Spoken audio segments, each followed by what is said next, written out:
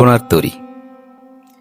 এককালে ইহার তাৎপর্য লইয়া বহু বিতর্কের সৃষ্টি হয়। শান্তিনিকেতন গ্রন্থের তরী বোঝাই নিবন্ধে কবি স্বয়ং এইভাবে রচনাটির ব্যাখ্যা করেন। সোনার তরী বলে একটা কবিতা লিখেছিলুম। এই উপলক্ষে তার একটা মানে বলা যেতে পারে। মানুষ সমস্ত জীবন ধরে ফসল চাষ করছে। তার জীবনের ক্ষেত্রটুকু দ্বীপের মতো, চারিদিকেই অব্যক্তের দ্বারা সে বেষ্টিত। ওই একটুখানি তার কাছে ব্যক্ত হয়ে আছে।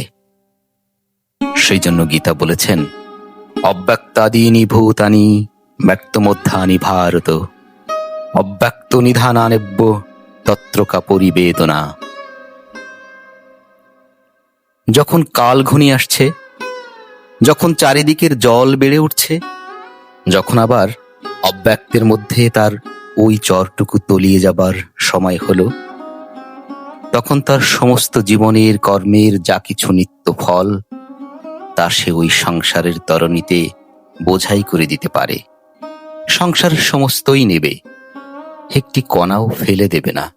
কিন্তু যখন মানুষ বলে, ওই সঙ্গে আমাকেও নাও, আমাকেও রাখো, তখন সংসার বলে, তোমার জন্য জায়গা কোথায়? তোমাকে নিয়ে আমার হবে কি?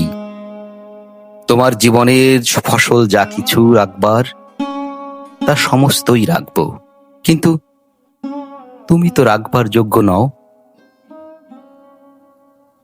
প্রত্যেক মানুষ জীবনের কর্মের দ্বারা সংসারকে কিছু না কিছু দান করছে। সংসার তার সমস্তই গ্রহণ করছে, রক্ষা করছে, কিছুই নষ্ট হতে দিচ্ছে না। কিন্তু মানুষ যখন সেই সঙ্গে অহংকেই চিরন্তন করে রাখতে চাচ্ছে, তখন তার চেষ্টা বৃথা হচ্ছে। এই যে জীবনটি ভোগ করা গেল, অহংটিকেই তার খাজনা স্বরূপ মৃত্যুর হাতে দিয়ে হিসাব চুকিয়ে যেতে হবে। ওটি কোনো মতেই জমাবার জিনিস নয়।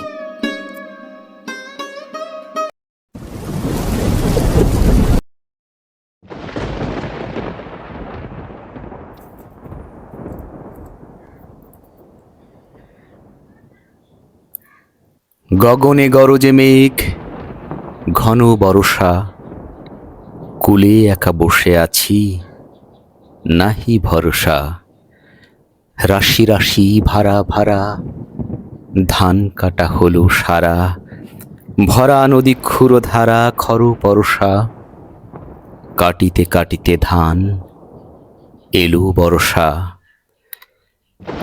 একখানি ছোট ক্ষেত, আমি একেলা, চারিদিকে বাঁকা জল করিছে খেলা।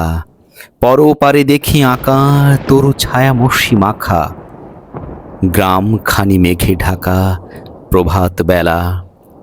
এ পারেতে ছোট ক্ষেত, আমি একেলা। গান গেয়ে তরিবে কে আসে পারে, দেখে যেন মনে হয় চিনি উহারে। ভরা পালে চলে যায়, কোনো দিকে নাহি চায়, ঢেউগুলি নিরুপায় ভাঙে দুধারে। দেখে যেন মনে হয় চিনি উহারে। ওগো তুমি কোথা যাও, কোন বিদেশে? বারেক ভেড়াও তরি কুলেতে এসে। যেও যেথা যেতে চাও, যারে খুশি তারে দাও, শুধু তুমি নিয়ে যাও ক্ষণিক হেসে, আমার সোনার ধান কুলেতে এসে। যত চাও তত লও তরণী পরে, আর আছে আর নাই দিয়েছি ভরে।